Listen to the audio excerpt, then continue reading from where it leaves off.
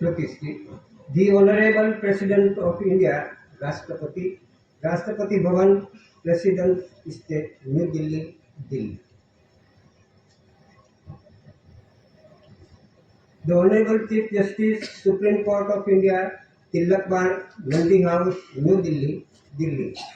The Honorable Home Minister of India, Minister of Home Affairs, North Block, Central Secretariat, New Delhi, Delhi. The Honorable Defence Minister of India, Ministry of Defence, South Block, Rajkot, E Block, Central Secretariat, New Delhi, Delhi.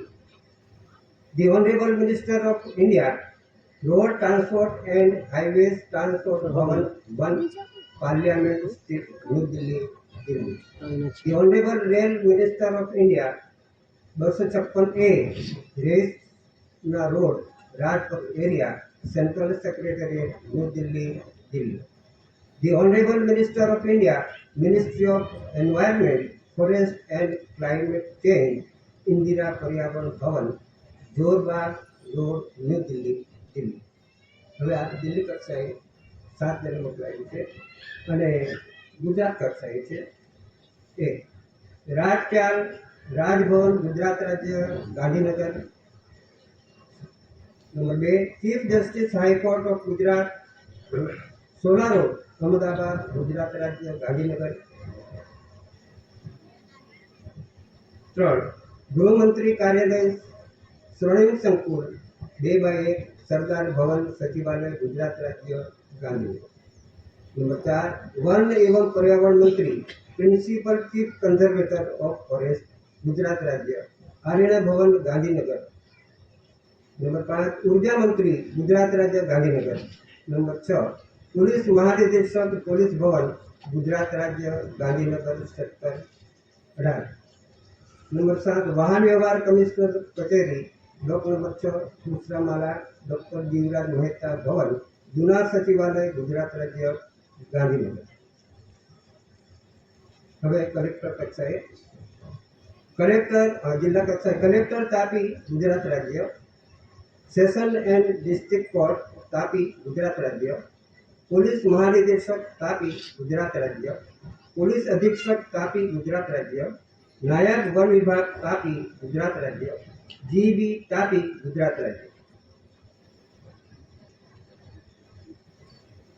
મુખ્યમંત્રી શ્રી ગુજરાત રાજ્ય ગાંધીનગર, આદિવાસી વિકાસ મંત્રી શ્રી ગુજરાત રાજ્ય ગાંધીનગર.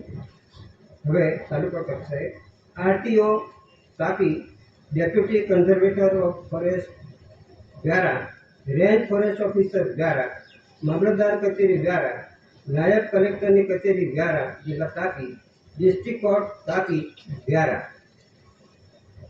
तालुका विकास अधिकारी Shri Vyara TDO, जिला विकास अधिकारी श्री व्यारा,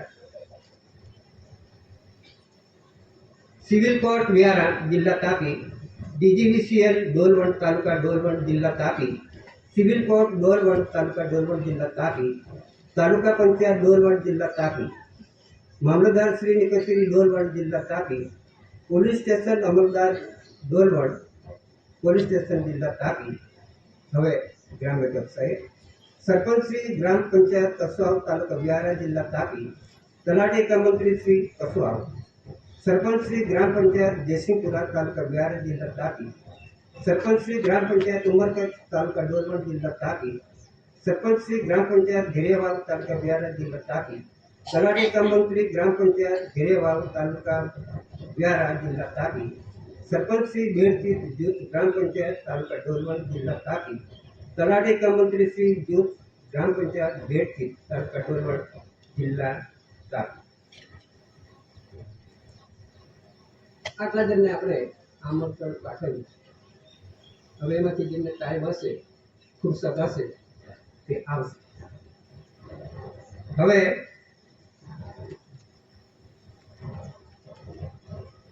तो दादा कौन छे? થોડોક મને જે અનુભવ છે, અનુભૂતિ છે તે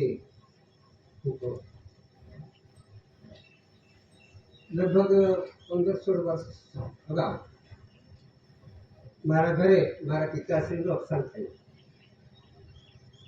અને એ નિમિત્તે કેસરીસિંહ દાદા મારા કહેલા અને સ્મશાન યાત્રામાં મારે ઘરેથી 1.5 કિલોમીટર જેટલા સ્મશાન યાત્રામાં ચાલતા તળાવ છે ત્યાં સુધી ચાલતા અને ત્યાં હું સર્વિસ કરતો હતો વ્યારા અને ત્યાં મારી સ્કૂલના આખો સ્ટાફ 22 કર્મચારીઓ એક બસ ભાડે કરીને આવે. એ બધાને સ્મશાન યાત્રામાં અમે ગયેલા અને બાપાની ચિતા સળગાવી દીધી. આ સમય હતો, વરસાદ આવતો હતો પણ ચિતા સળગાવીને વરસાદ નહીં ગયો. તે સમયે તળાવની પાળ પર દાદા બેઠા હતા અને દાદાને કહ્યું અમારો સ્ટાફ આવ્યો તો કંઈ બેસાડો. એટલે દાદા પાળ પર બેઠા નથી, આપણે બેઠા છીએ તેમ મારા સ્ટાફને બેસાડી. એટલે દમણના એક શિક્ષક હતા ટંડે, તે મને પૂછે હા આ કેસરીસિંહ દાદા એમ કે તે કે હા તે આ બેઠા છે ને કેસરીસિંહ દાદા. ચાલો આજે અમારું નસીબ છે, દાદાને મળવાનું છે, આજે અમે જોયા. પછી દાદાએ વારા ફરતી પરિચય પૂછવા મળ્યો.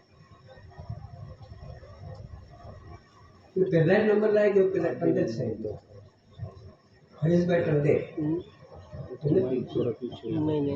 बराबर ही है, तो दमन सेकंड बराबर ही है, लेकिन ये हमारा है तो दादा ये जैसे सामने तो पूछो कि तुम्हारा दादा ने दादा नाम उसके अंदर जो फिल्टर है ना, ये दादा ने तुम्हें नहीं फिल्टर दिया. लगाना चाहिए था, रुमाल लगा देते तो अच्छा है। મારા બાપા ને તો ખુદાયા ભાઈ પણ હવે દાદાને મેં નહીં દીધેલા. એ નાનો તો પહેલા નહીં દીધો. તો એમનો બંગલો જે વળાંકમાં હતો એ છે કે એ દાદા પૂછે એમનો બંગલો હતો તો છે જ. એના દાદાનું નામ દાદાએ કહી દીધું પણ એમના દીકરા પૌત્રને ખબર નથી. દાદાએ કહી દીધું મારા દયાભાઈ સગનભાઈ એ છે બંગલો તો છે પણ દાદાને નહીં. એટલે પેલાભાઈ વિચાર કરે મારા દાદાને નહીં જોયેલા તમે ઓળખો, મારા પરિવારને તમે ઓળખો, તો આપણે વિચાર કરવાનો કે દાદા કોણ છે. આપણા પરિવારને એ જાણે, આપણે નથી જાણતા. મને પણ કદાચ કોઈ પૂછે કે તમારા દાદાના નામ 5 પેઢીનું પૂછે તો મને નહીં આપે. બહુ 4 પેઢી આપે. હંસીભાઈ, કિરુભાઈ, રગજીભાઈ, બીમર સાહેબ, પછી ખલાસ. પછી કોણ હતું પછી બીજા ભાઈનો નંબર લાગ્યો. તે વ્યારાન હતા, શાંતિલાલ પંચોલી. તો દાદા પૂછ્યું તમે કયા ગામના? તો વ્યારાના જ છું. તો નામ શું તમારું? શાંતિલાલ પંચોલી. હા તો પેલા છગનભાઈ છોકરો ને એમ કે તે ઘાંચીનું કામ કરતો હતો તે જ ને. હા દાદા તે જ.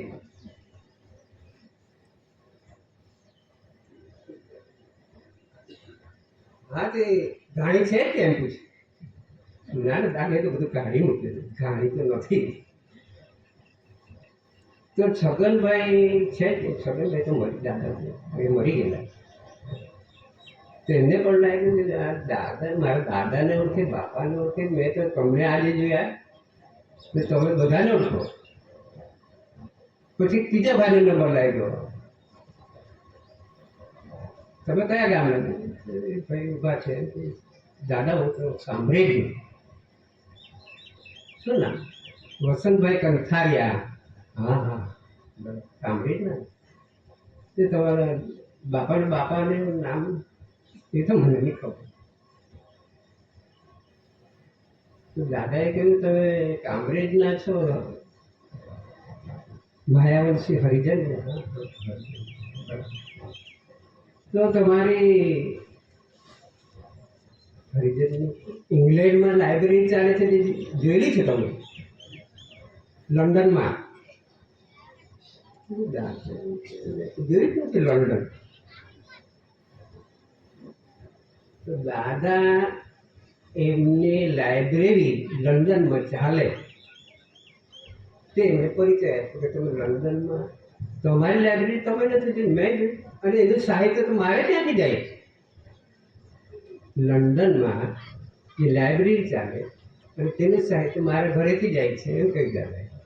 તો પેલા ભાઈ વિચાર કરે મેં જ નથી જોયું તો અમે ના પહોંચી ગયા લંડનમાં. એટલે દાદા કોણ છે એ પરિચય દાદાએ આપી.